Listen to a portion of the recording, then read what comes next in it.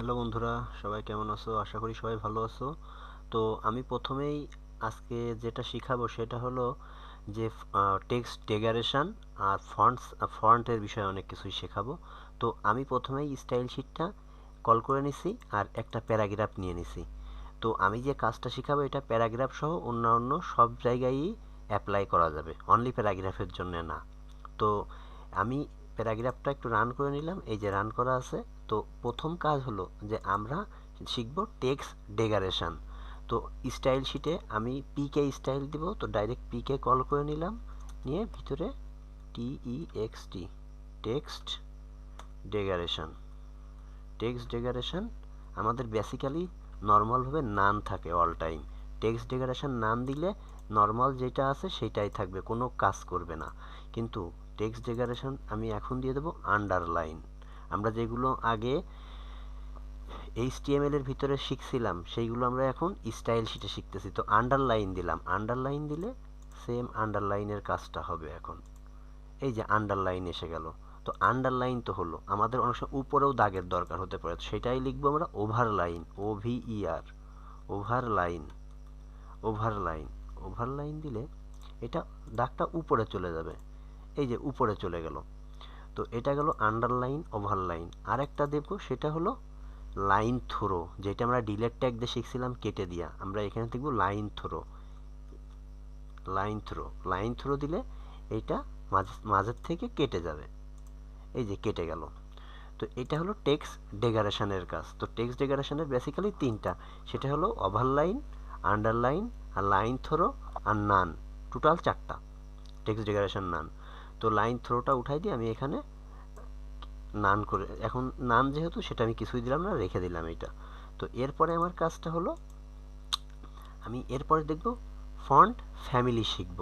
যে ফন্ট, অনেক ফন্ট আছে, তো আমরা সেই ফন্ট কিভাবে অ্যাপ্লাই করব সেটা। ফন্ট ফ্যামিলি, আমরা যদি ফন্ট চেঞ্জ আমি একটু দেখাই দিই আগে।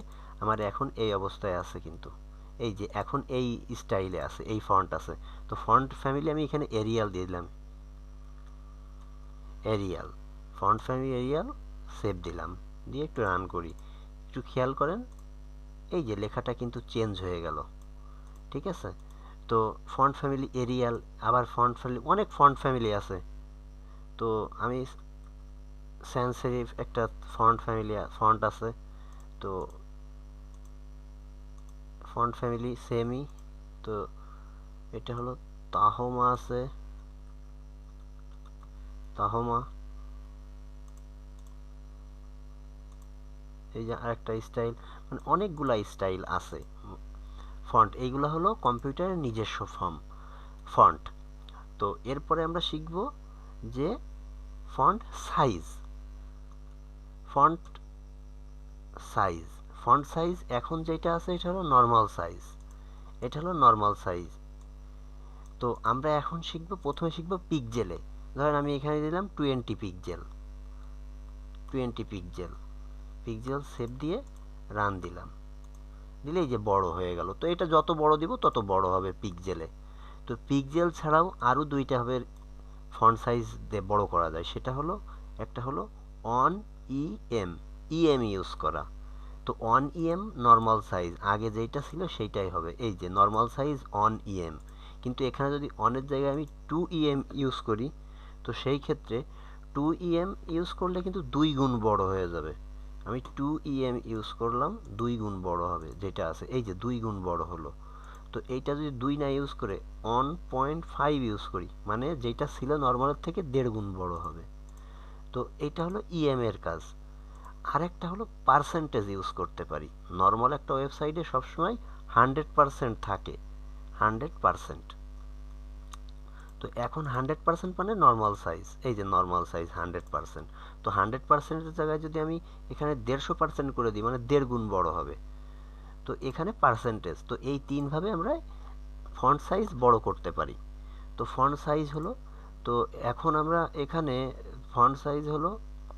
আর এখন আমি আরেকটা জিনিস দেখাবো, সেটা কি, হ্যাঁ, তো আমরা এখানে ফন্ট সাইজ দেখে নিলাম।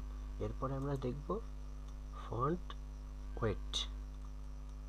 Font weight, font weight BOLD, bold, font weight bold. আমাদের যে সময় লিখি সেটা নর্মাল থাকে, এই যে এখন কিন্তু নর্মাল আছে, কিন্তু যখনই আমি এটা রিলোড দেব এই যে মোটা হয়ে গেল, কিন্তু এটা মোটা হয়ে গেছে। আমি এই বোল্ডটা উঠাই দিয়ে একবার দেখাই, বোল্ডটা উঠাই দিলাম, এখন দেখাই এটা হলো নর্মাল ভিউ, নর্মাল ভিউ। আর যখন আমি বোল্ড দিয়ে দেব তখন কিন্তু এটা মোটা হয়ে যাবে, এই যে মোটা হয়ে গেল বোল্ড। তো আরেকটা জিনিস দেখব, সেটা হলো আমাদের অনেক সময় ফন্টের স্টাইল চেঞ্জ করতে হয়। ফন্ট স্টাইল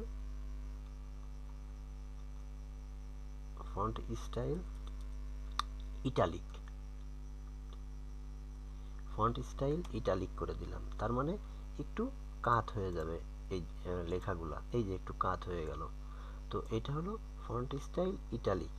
এখন আমরা আরেকটা জিনিস দেখব, এটা খুবই ইম্পর্টেন্ট নিউজ পেপার ওয়েবসাইটের জন্য, সেটা হলো ফন্ট ভেরিয়েন্ট।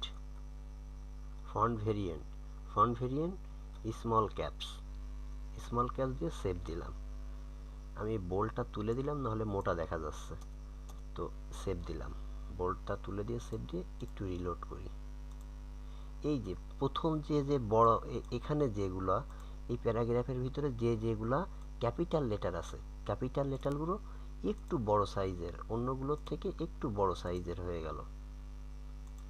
এই যে ক্যাপিটাল লেটার যে কয়টা আছে এ, আই, আর অন্যগুলো সবগুলাই ক্যাপিটাল লেটার, কিন্তু প্রথম ডটের পর যে প্রথম যেটা ক্যাপিটাল লেটার আছে সেইটা একটু বড় বড় সাইজ হয়ে গেল। তো এখানে আমরা যেইটাকে একটু বড় হাতের করে দেব, এখানে আমি আরেকটাকে বড় হাতের করে দিলাম, সেটা ওখানে বড় শো হবে। তো এটা হলো স্মল ক্যাপসের ব্যাপার, এটা হলো নিউজ পেপার ওয়েবসাইটের জন্য লাগে। এই যে একটা এ বড় দিছিলাম, সেটা কিন্তু বড় হয়ে গেল। তো এটা হলো স্মল ক্যাপসের ব্যাপার। ফন্ট ভেরিয়েন্ট ইউজ করলে এটা ইউজ করতে পারি, কিন্তু এটা তেমন লাগে না, এটা আমি উঠাই দিলাম। তো আমাদের বেসিক যে জিনিসটা খুব সময় লাগে, বেশি সময় লাগে, সেটা হলো টেক্সট ট্রান্সফর্ম।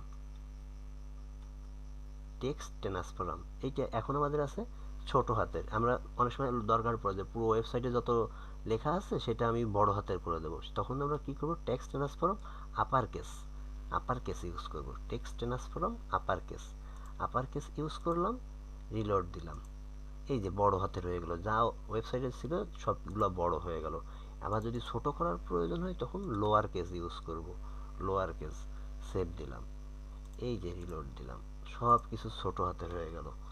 তো এটা হলো টেক্সট ট্রান্সফর্মের কাজ। তো আমরা বেসিক আজকে যে জিনিসগুলো শিখলাম, টেক্সট ডেকোরেশনের ভিতরে টেক্সট ডেকোরেশন, নান, তারপরে আমি এইগুলাই কপি করে নিয়ে দেখাই দিই, টেক্সট ডেকোরেশন, আন্ডারলাইন,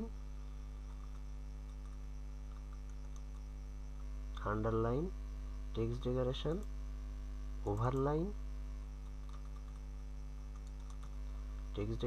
ওভারলাইন, আর লাইন থ্রো।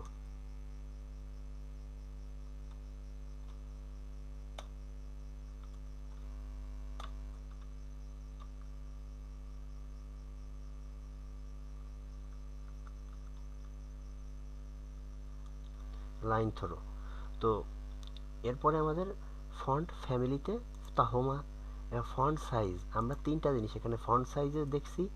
ফন্ট সাইজে একটা হলো পার্সেন্টেজে ইউজ করতে পারি, একটা হলো ইএমএ ইউজ করতে পারি, আর একটা হলো পিক্সেলে ইউজ করতে পারি, যেটা যখন দরকার পড়বে আমরা তখন সেইটা ইউজ করব। আর একটা জিনিস সেটা হলো font weight bold, font weight bold, এটা ইউজ করলাম। আর একটা জিনিস ইউজ করলাম, সেটা হলো font variant, font small caps. তো এই বেসিক এই জিনিসগুলো শিখলাম আমরা আজকে। তো পরের ক্লাসে আবার দেখা হবে, সবাই ভালো থাকবেন, এবং যদি ক্লাসটা ভালো লেগে থাকে অবশ্যই আমার চ্যানেলটা সাবস্ক্রাইব করে রাখবেন, বেল বাটন ক্লিক করে রাখবেন, যাতে নেক্সট ক্লাসের আপডেটটা পান। সবাই ভালো থাকবেন।